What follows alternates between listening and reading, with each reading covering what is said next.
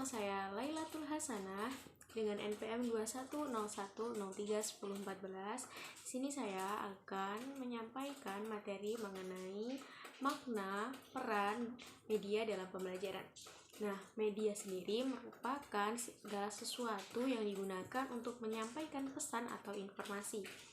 Nah, kalau media pembelajaran merupakan segala sesuatu yang digunakan untuk menyampaikan informasi, pesan, ataupun instruksi dalam proses pembelajaran. Nah, media pembelajaran juga dapat diartikan sebagai sumber belajar dan alat untuk membantu menghidupkan suasana di dalam kelas agar lebih menarik. Kemudian bisa juga diartikan sebagai alat yang digunakan untuk mencapai tujuan pembelajaran.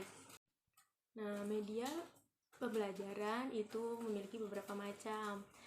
Salah satunya yaitu audio, contohnya ada radio, lagu, atau musik. Kemudian ada visual. Visual itu contohnya seperti gambar, foto, atau peta, itu termasuk dalam visual. Nah, selanjutnya ada audiovisual. Audiovisual itu contohnya seperti video animasi, kemudian ada juga film. Nah, tinggal disesuaikan dengan kebutuhan atau karakteristik peserta didik. Media pembelajaran juga memiliki beberapa peranan. Yang pertama, sebagai alat untuk mempermudah atau memperjelas penyajian bahan pelajaran, informasi, dan pesan yang akan digunakan dalam proses pembelajaran. Yang kedua, sebagai sumber belajar.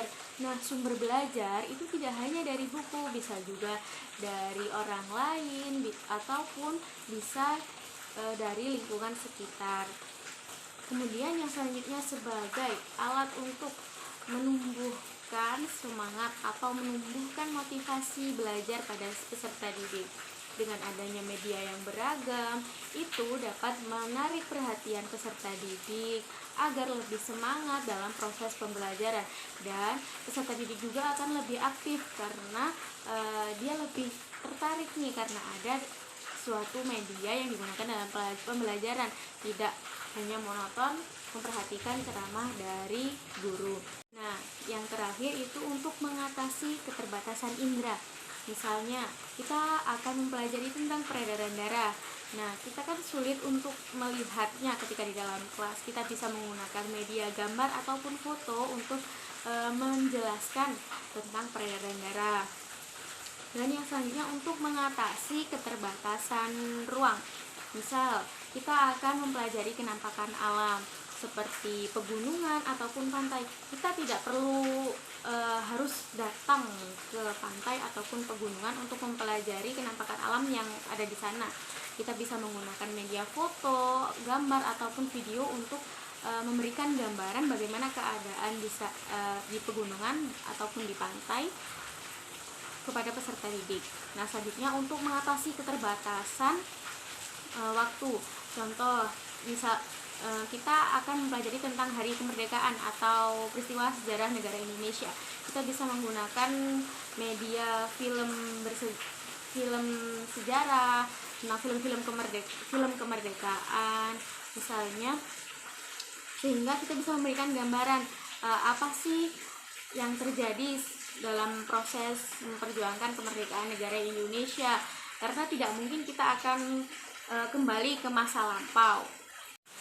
Ketika kita akan menentukan media apa yang akan kita gunakan dalam suatu pembelajaran, kita harus memperhatikan beberapa hal. Yang pertama, kita harus mengetahui karakteristik dalam suatu kelas itu seperti apa, mana yang lebih dominan, sehingga kita dapat memilih media yang tepat untuk pembelajaran di kelas tersebut.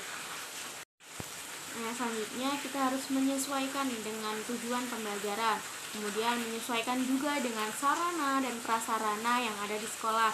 Kita tidak boleh memaksakan ketika di sekolahan tidak mendukung untuk menggunakan suatu media, dan kita tidak harus menggunakan media tersebut. Kita bisa mencari alternatif lain, sekreatif mungkin kita untuk mencari alternatif lain agar siswa itu dapat memperoleh informasi sesuai dengan tujuan tanpa harus menggunakan media yang tidak tersedia di sekolah. Selanjutnya yaitu kita harus memilih media yang sesuai atau yang mudah didapat di lingkungan sekitar kita, sehingga tidak menyulitkan kita untuk menyediakan atau membuat media untuk pembelajaran.